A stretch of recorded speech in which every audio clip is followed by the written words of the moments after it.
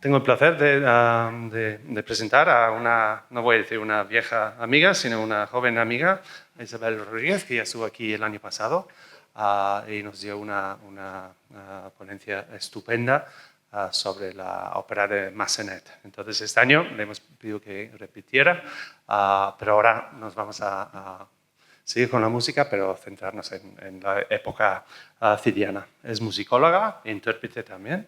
Se graduó se graduó con la tesis Vida y obra de Salvador Moreno, 1916-1999, que se publicó en la revista Quodlibet del Palacio de Minería en el invierno de 2015. Durante los años 2020 y 2022 formó parte de la plantilla docente de la Escuela de Artes de la Universidad de Anáhuac, en México, y es mexicana, donde fue profesora de la Cátedra de Interpretación Histórica de Piano e Historia de la Música Occidental y Medieval. En el 2021 ingresó en la estación de radio Opus 94 del Instituto Mexicano de la Radio como creadora de contenido y curadora musical del programa Compás Libre. Ha conducido conciertos en vivo, ha realizado entrevistas, reseñas de conciertos y distintos contenidos culturales. Y aquí el año pasado con esa referida ponencia. Es acreedora y gestora del primer Festival de Música Antigua, Ars Memoriae, que se llevó a cabo en el mes de noviembre de 2023. Actualmente se encuentra cursando el doctorado de Culturas Medievales en la Universidad de Barcelona y se encuentra finalizando el certificado universitario de Interpretación e Investigación de la Música Medieval en la Academia Medieval Music Besalú y la Universidad de Lleida. ¿Qué tal? Buenos días. Muchísimas gracias. Bueno, ahora yo me siento un poco cohibida después del show. De esta magnífica interpretación. Mi nombre es Isabel Rodríguez, como han dicho, soy mexicana. Llevo ya un largo rato aquí en estas tierras ibéricas y primero que todo quiero agradecer profundamente a mi querido colega David Peterson por la invitación nuevamente a este espacio, también a Iván García y a todos ustedes, a todos vosotros por estar aquí el día de hoy. Quiero hacer la pequeña acotación que, yo soy musicóloga y mi especialidad es el drama religioso, el drama litúrgico. El día de hoy les voy a hablar de una música que, si bien es muy bella y muy importante, la verdad es que no es mi especialidad. Si llegase a decir una barbaridad, discúlpenme, yo también voy aprendiendo, pero créanme que les he preparado algo muy profesional y con mucho cariño que espero lo disfruten. Esto de hablar de la música en la época del Cid es un poco complejo, porque no sabemos a ciencia cierta pues, las mancias musicales del Cid, no sabemos si tocaba un instrumento verdaderamente, no sabemos si componía, si cantaba, probablemente le gustaba bailar, pero no sabemos 100% esta actividad musical. ¿Pero qué sí sabemos del Cid? Bueno, pues es un personaje castellano que pasó a la historia como un héroe cristiano, pero que además se volvió mundialmente famoso por su título en árabe, Sidi, mi señor. ¿Y qué nos dice esto? Bueno, pues que es un personaje que refleja una realidad multicultural en la península ibérica del siglo XI. ¿Y saben qué otro personaje también tiene estas características multiculturales? Pues la música, porque la verdad es que la música en la Europa medieval surgió como un ente multicultural, especialmente en los cantos litúrgicos monofónicos. Y en nuestra época moderna, ¿quién podría decirme cuál es el canto más famoso que conocemos medieval? Y muchos dirán, pues el gregoriano, ¿no? Porque pues, este canto franco-romano, carolingio romano, se volvió el más conocido porque llegó a abolir todos los demás cantos que existían en la época. Y uno de estos cantos es el perteneciente al rito hispánico, que también conocemos como hispánico visigótico, visigótico o incluso mozárabe. Entonces les voy a contar el cuentito del rito hispánico y su música el día de hoy.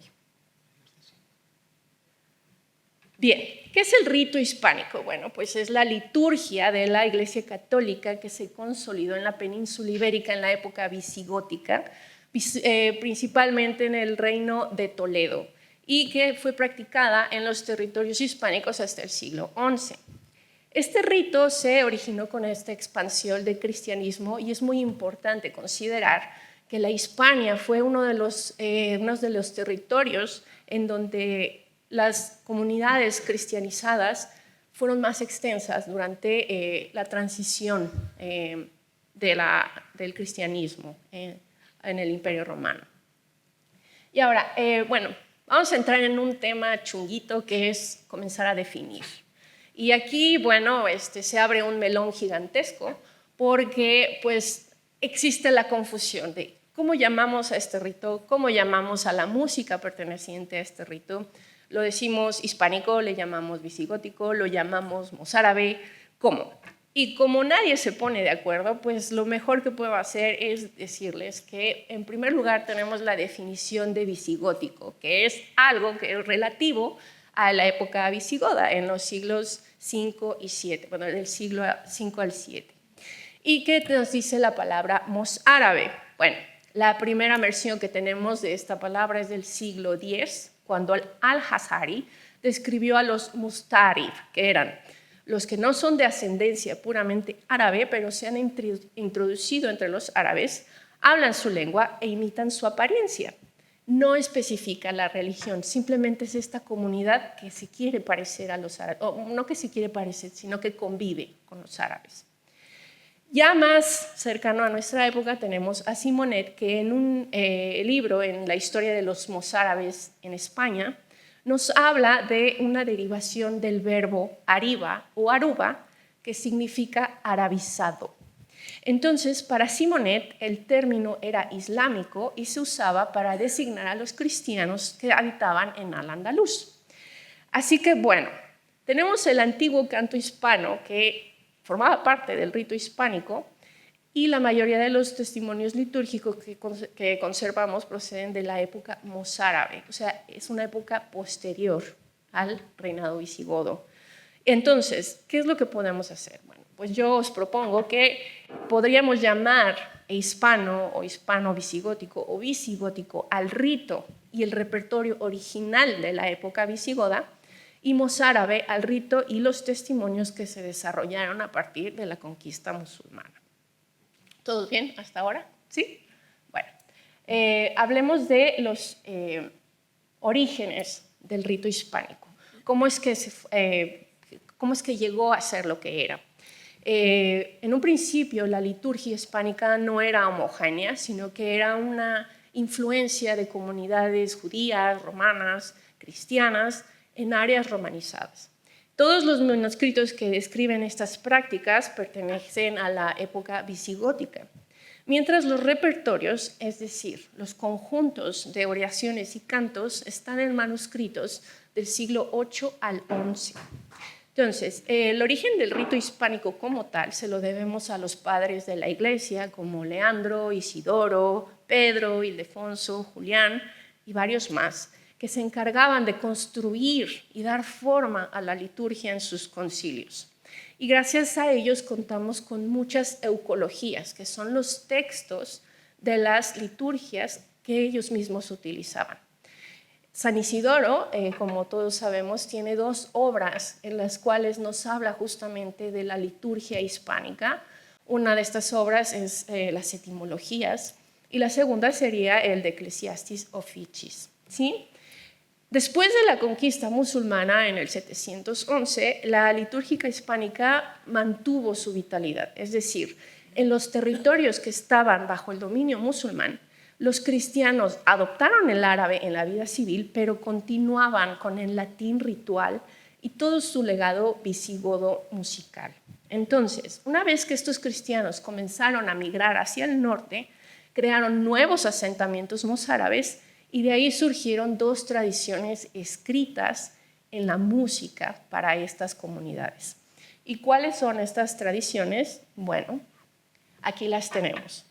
Aquí, bueno, como pueden ver, arriba del texto tenemos estos simbolitos muy simpatiquitos, muy primitivos, a los que vamos a llamar neumas. ¿Sí? Nos hablan de una melodía que está justamente arriba del texto.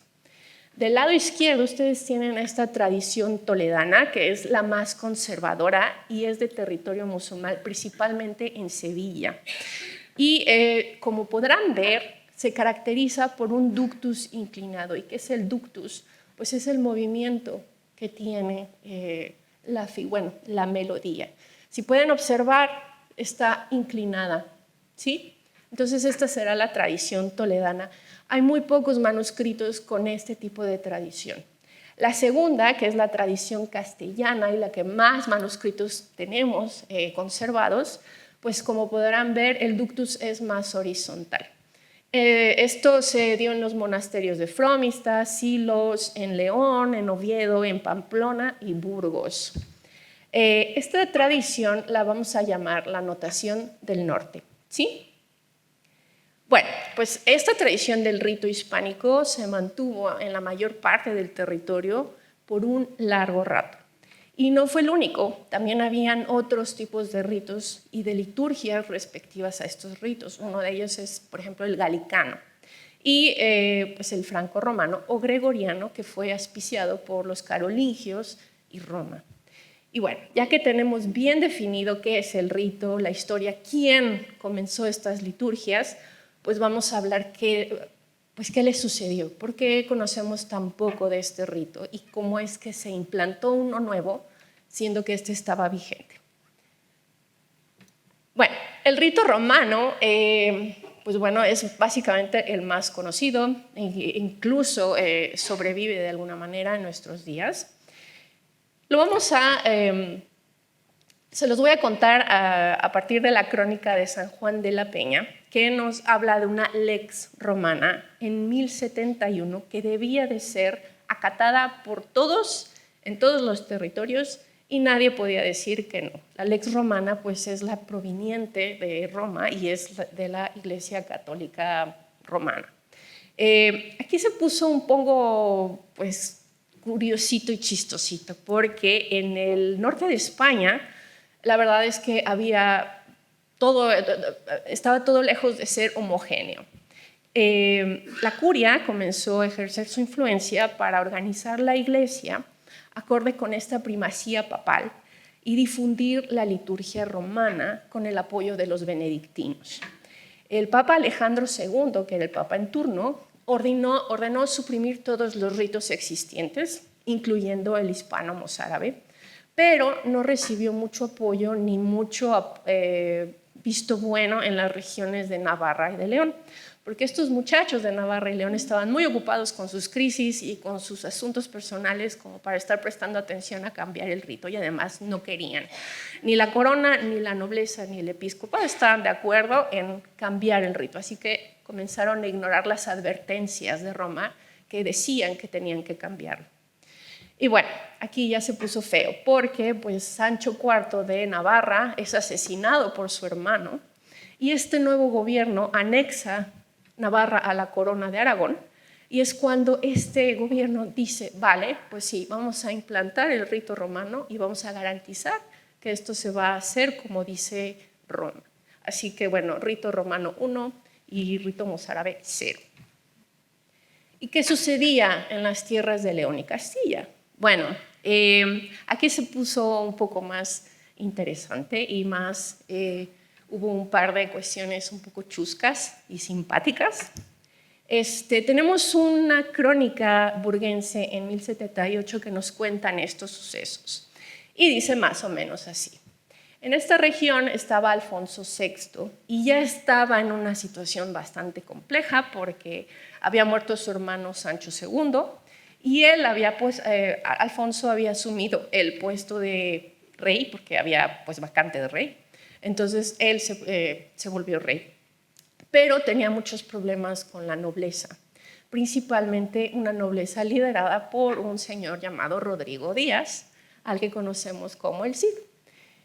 Tenía muchos problemas aquí con su nobleza, pero pues también tenía una presión muy fuerte con esta cuestión de Roma y de implantar el nuevo rito romano. Entonces, para que no tuviera tanto problema con la nobleza, él se unió con los clunienses, que también eran a favor del rito romano, y fue así como, pásenle, siéntense, tómense algo, y les dio muchas concesiones. Entonces, tenía por un lado los problemas con la nobleza, pero por el otro, pues tenía una alianza muy importante con estos monjes. Entonces, pues, ¿qué sucedió? Hubo cambio de papa. Gregorio VII fue el nuevo papa, y este sí estaba empecinado a cambiar el rito a como diera lugar. Entonces, digamos que Alfonso tenía un gran problema, porque tenía a su nobleza enfadada con él, y al mismo tiempo tenía a Gregorio Magno, Gregorio VII aquí respirándole en la nuca para cambiar el rito. Y él dijo, bueno, pues yo no voy a decidir y que lo decida Diosito. Así que hizo un torneo divino. En este torneo, un caballero representaba el rito mozárabe y otro caballero representaba el rito romano. ¿Quién creen que ganó? El mozárabe. Entonces, pues ni modo, ahí Alfonso dijo, no puedo aceptar que el mozárabe gane, y volvió a hacer una actividad. Mandó a hacer una hoguera enorme en donde se quemarían libros del rito mozárabe y libros del rito romano. ¿Cuáles creen que fueron los que se quemaron primero? Los romanos. Entonces, él ya muy enfadado, cogió todos los libros del rito mozárabe, los echó a la hoguera y dijo, ven, ya está, ya se ha quemado, ya no puedo hacer más. Y así fue como oficialmente se quedó el rito romano en las últimas tierras en donde estaba pues el rito mozárabe persistiendo. Bueno, esta es la cuestión histórica. Ahora vamos a hablar un poco de los autores principales de toda esta liturgia hispánica. Como les he comentado, pues tenemos a los padres de la Iglesia. Muchos de estos los conocemos por el mismo San Isidoro, que nos ha dejado testimonios de ellos. Pues obviamente tenemos en primer lugar a San Isidoro, al que se le han atribuido varias melodías del rito hispánico. Varias de ellas están en un antifonario del que hablaremos en un momento más. Tenemos al hermano de San Isidoro, que es San Leandro. Tenemos a Juan, obispo de Zaragoza, Conancio, obispo de Palencia, San Braulio de Zaragoza, que además fue músico y compositor. San Eugenio de Toledo, de quien escuchamos hace un rato, que hizo una gran labor para restaurar toda la liturgia hispánica. Digamos que lo que Gregorio Magno hizo en Roma, él lo hizo en la región hispánica. Tenemos a San Ildefonso de Toledo, a San Julián, que también fue arzobispo de Toledo. Y San Julián también hizo una gran labor para reconstruir libros y manuscritos de esta liturgia. Y ya más hacia la región del Mediterráneo tenemos a Pedro de Lleida, a Quirico de Barcelona y unos cuantos más. Ahora, ¿qué fuentes tenemos? La verdad, sabemos de un libro que es el primer manuscrito de música litúrgica en España, que inclusive podría ser el primero en toda Europa, que es el Libellius Orationum. Este códice fue escrito en Tarragona y se conserva actualmente en Verona, y es de finales del siglo VII. Bien, la liturgia hispana cuenta con este material eucológico que les comentaba, que es escribir los textos, y una aportación musical que no está completa. Las principales fuentes son unas 50 que tenemos hasta el momento, entre los cuales les he destacado, digamos, como los más importantes por el tipo de notación y porque son los más completos que podemos contar con hasta el momento. El primero es el Antifonario de León, que es el más grande, el más venerado, el más completo, del cual hablaremos en un momento más.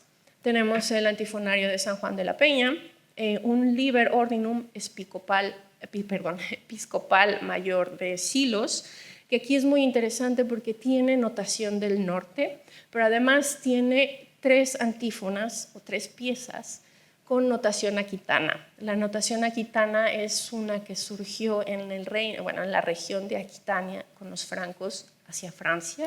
Es muy interesante que esta fuente tenga este tipo de notación. Otro, que es el Liber Ordinum Minor, que está en Madrid, es del siglo X. De este hablaremos también en un momento más, porque tiene piezas de un oficio de difuntos que están anotadas en una notación que no es original. Y el resto de las piezas es una notación del norte también. Y finalmente los últimos dos libelli, que también tienen notación del norte. ¿Cuál es la característica principal de este canto? Bueno, para empezar, pues la misma palabra nos lo dice, es un canto. Por tanto, es vocal y tiene que ser cantada. Es monódico, quiere decir que solamente tenemos una línea melódica. Tenemos unas melodías muy ornamentadas, muy floridas, muy complejas y melismáticas.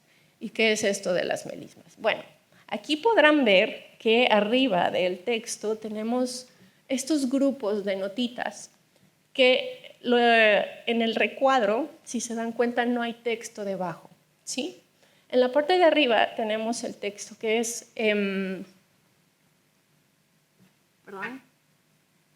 viene un gloria, la A está en el recuadro y después tenemos una E y una línea larga, larga, larga, larga. Quiere decir que todas estas notas que adornan la E son melismas, ¿sí? Entonces, este canto es muy melismático, es muy adornado y los melismas generalmente se utilizaban en unas sílabas como para acentuar la misma palabra. El repertorio son antífonas. Las antífonas son unas pequeñas melodías que se cantan antes y después de los salmos.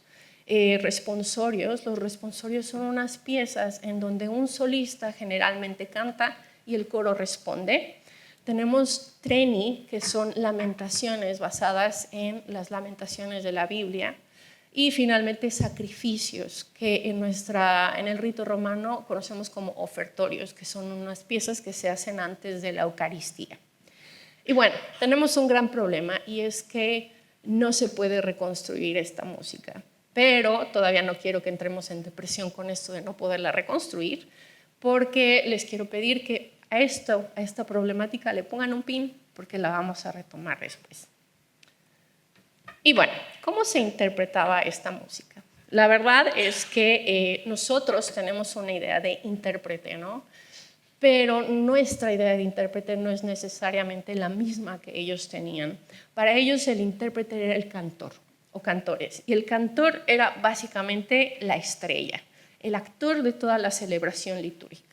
El cantor era el técnico, el director, en muchas ocasiones era el compositor y vivía de la memoria, porque todo esto se cantaba de memoria. Entonces, en ese rito, la mayoría de los cantores eran clérigos mayores de edad, pero también fomentaban que hubiesen niños, querían que hubiera niños cantando y por tanto tenemos personas grandes con niños, ¿sí? Tristemente, con lo importante que eran los cantores, no tenemos fuentes que nos hablen de estos cantores, no tienen nombre. En algunas ocasiones sí tienen una que otra descripción física, pero la verdad es que no sabemos ni quiénes eran ni nada, simplemente sabemos que su labor era la más importante.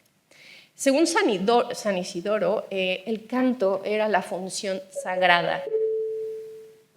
Señoras y señores, les informamos que dará comienzo a la sesión. Por favor, tomen asiento. Gracias. Bueno, pues continuará. ¿Qué hago? ¿Continúo? Ok, venga. Bueno, no sabemos tal cual cómo se acomodaban las personas para cantar. Lo que sí sabemos es que tenían 3 lugares fundamentales. Uno era el altar, el otro era el púlpito y el coro.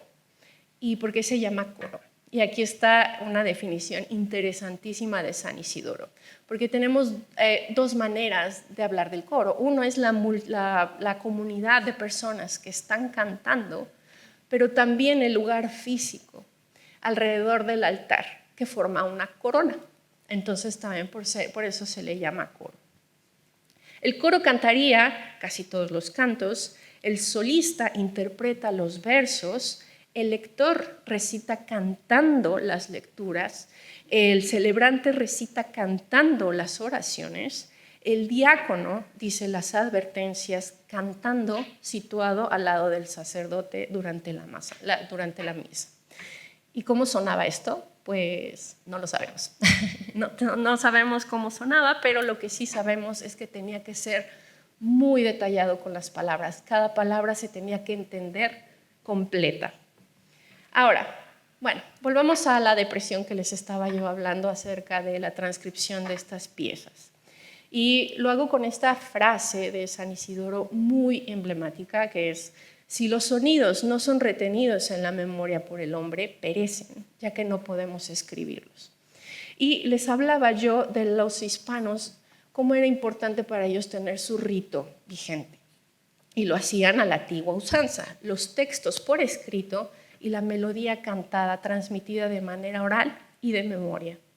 Una vez que la liturgia comenzó a ser escrita y los cantos por tradición oral, el rito se volvió verdaderamente consolidado. Mientras tanto, pues como... Ay, perdón, se me ha perdido. Bien, sí que tenemos la música en las fuentes, pero como les decía, no es posible leerla. Y quiero que observen la imagen de la diapositiva y piensen en un sistema de notación pues más moderno. ¿Pueden ver qué es lo que le falta? Las líneas, exactamente. Esta notación es lo que llamamos in campo aperto. No tenemos altura, no tenemos tonos, estamos perdidos en el espacio. Sí que tenemos la melodía, pero por ella misma no expresa, más bien la notación no expresa la melodía, no tenemos alturas, no tenemos los sonidos exactos. Así que podemos ver que sube, que baja, pero no sabemos dónde estamos parados. Entonces, lo cierto es que toda la transmisión de la melodía se hacía de manera oral y de memoria. Así que la gente que cantaba esto no necesitaba tener las alturas, porque ya lo tenía codificado en la memoria. Entonces, pues cuando pensamos ahora en lo que nos estaba comentando Mauricio acerca de Guido, que creó este sistema de líneas para poder enseñar y cantar los cantos, la realidad es que en la tradición mozárabe, en la tradición hispánica, no existía esto. Si bien coetáneamente estaba existiendo este sistema de notación, nadie se preocupó por hacerlo con la tradición hispánica. Pero bueno, antes de entrar más en depresión, les quiero decir que sí hay un par de intentos de reconstrucción de esta música y uno de ellos es del siglo XI. Aquí tenemos un manuscrito de un oficio de difuntos que se llama In Finem Hominis Dei. Entonces, como pueden ustedes observar, es un monje anónimo del siglo XI, principios del XII, en un monasterio riojano de San Millán de la Cogolla, cogió el códice que tenían en la comunidad y dijo, bueno, pues a ti te cantamos porque te cantamos. Así que raspó las melodías originales del pergamino y encima escribió una notación moderna que todos pudiesen escuchar, más bien, que todos pudiesen entender para poderlo interpretar.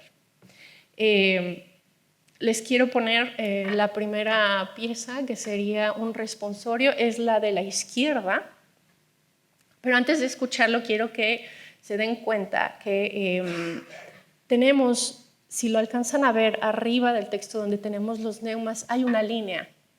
Esa es una línea de puntos superpuestos, como lo conocemos, justamente que nos habla de la altura para saber en qué modo vamos a cantar. Mi escriba tenía que haberlo remarcado en un recuadro, pero como mi escriba soy yo y estoy enfadada porque no me pago lo suficiente, no lo hice, perdonen. Pero bueno, podrán escuchar un fragmento.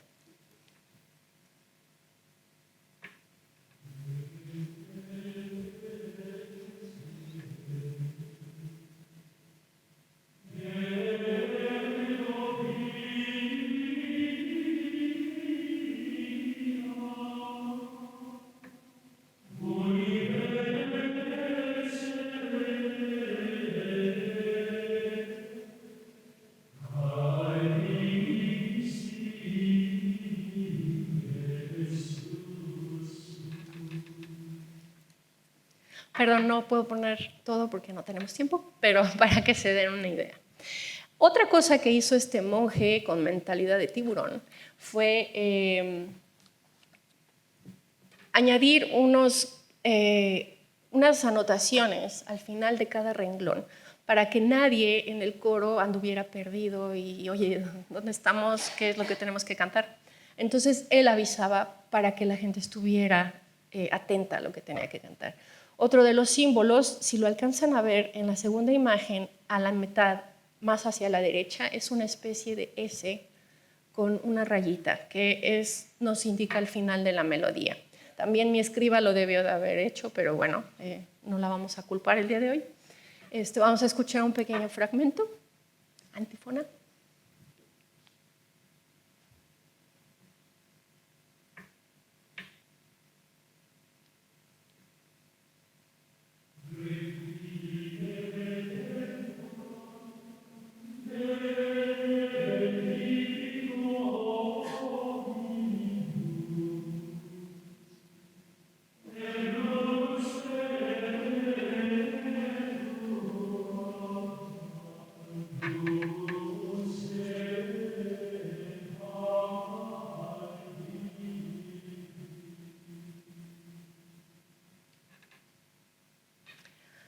Bueno, seguramente todos estarán preguntando, bueno, ¿y esta melodía que el nuevo monje puso sobre la anterior es la original? Y la mejor respuesta que les tengo es, no lo sabemos. Pero bueno, es un intento de reconstrucción de esta música que, como les digo, no se puede reconstruir y no sabemos cómo hacerlo. Finalmente, pues les hablaré de esta joya que contamos en nuestros tiempos, que es el Antifonario de León. Es un manuscrito que se realizó entre los siglos X y XII. Es un libro litúrgico musical que tiene un centenar de oficios del rito hispánico. Se conserva en el archivo capitular de la Catedral de León. Lo más interesante es que pues tiene toda la eucología por escrito, tiene las melodías de los oficios, están ordenados por fiestas, por horas canónicas. Entonces es un testimonio perfecto, del rito hispánico original y además de la melodía que pertenece a este rito. Y bueno, ¿qué nos cuenta este antifonario? Es bastante interesante porque por un lado tiene todo este repertorio que crearon los padres de la iglesia en la época visigoda. Perdonen, acabo de salir de un resfriado y mi voz no es la mejor en estos momentos. Y lo que tiene también es una caligrafía muy bella, es muy preciosa, tiene una notación muy evolucionada, que sería toda esta variedad de neumas muy coloridas, muy floridas, tiene unos dibujitos preciosos también. ¿Y qué nos cuenta? Bueno, en los primeros folios tenemos dos prólogos, uno que está en prosa y uno que está en verso. El primer prólogo en prosa nos habla de la autoridad de los padres, quiénes son ellos y por qué son tan importantes. El segundo prólogo alaba el canto de la iglesia y describe qué es lo que tienen que hacer los cantores dentro de los coros. El primer prólogo en verso explica qué es el antifonario, cómo son las melodías, quiénes son estos autores y cómo es que el cantor tiene que ser muy modesto, puro de corazón y humilde. Y en el segundo prólogo en verso tenemos más instrucciones acerca de cómo debe de ser el cantor, principalmente que un cantor, muy contrario a muchos artistas que conocemos que se creen mucho, el cantor tiene que ser humilde, no puede ir por la vida creyéndose mucho, tiene que enseñar y tiene que estar en sintonía el corazón con los labios y el alma. Más adelante tenemos una joya, que son unas rúbricas que nos describen el movimiento de la liturgia. Y esto de las rúbricas, para los que nos dedicamos al drama religioso, es una joya verdadera, porque generalmente no se acostumbraba a describir los movimientos dentro de una representación escénica en una iglesia. Así que tenemos que estar consultando fuentes alternativas, imaginando, y aquí en este antifonario lo tenemos descrito. Las rúbricas no son de la época visigoda, pero sí que son de la época en la que se compiló todo el manuscrito, y la verdad es que es una maravilla que podamos tenerlas porque nos da el testimonio de cómo se representaban estas liturgias. En la primera imagen del folio 3 verso tenemos una fórmula que es el Annunciationi Festivitatum, y se llamaba a la fiesta con esto. La caligrafía es visigótica, esto es de los siglos V y VII, y está vinculada a los centros de Nájera o San Millán. La notación, bueno, como les decía, es visigoda. En la segunda imagen, el folio 5 recto, es un oficio, el Sacrificum Locuntur est Dominus Discipulis suis dicens, del oficio de San Jacobo. Y aquí muchas gracias a mi escriba porque sí que hizo su labor de resaltar la dedicatoria al santo arriba y al final pues la caligrafía visigoda. ¿Cuáles son los rasgos lingüísticos del latín en estos prólogos? Son muy interesantísimos porque tenemos dos tendencias de un mismo latín. Tenemos un latín muy culto que interesante para los escribas de esta época, pero también tenemos un latín que se estaba llevando mucho con la lengua vulgar, que sería un previo al romance.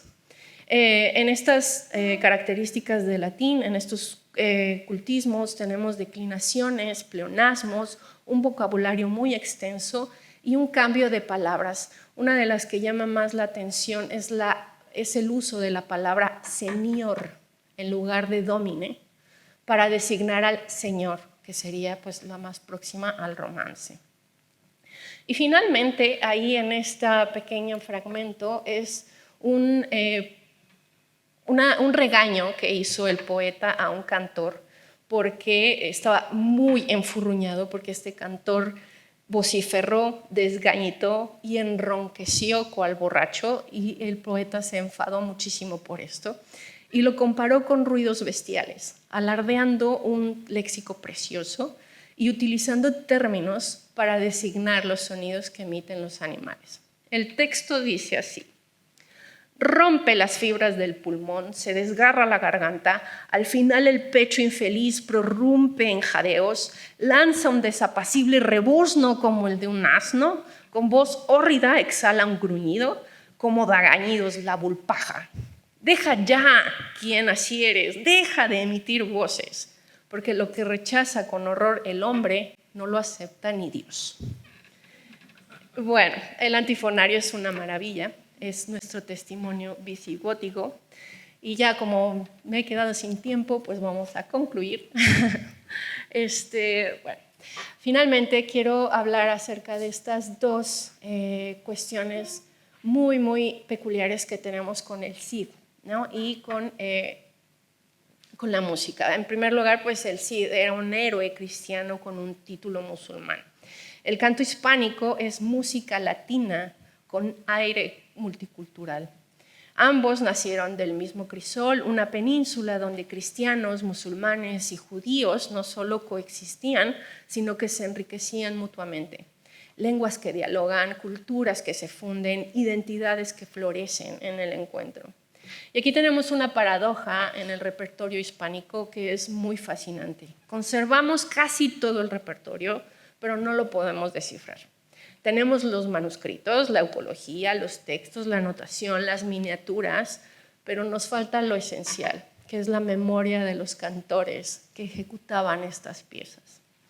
El rito hispánico y el Cid cuentan la misma historia, una identidad compleja y rica, forjada en el diálogo entre tradiciones, que supo adaptarse sin perder su esencia. Ambos legados de una España medieval capaz de ser cristiana y hablar árabe, o de honrar a Roma sin renunciar a Toledo. Y vemos también un gran reto, que es seguir investigando, seguir fomentando, seguir recuperando estas tradiciones que a fin de cuentas nos definen a todos nosotros también, porque esto es todo nuestro pasado, todo nuestro legado.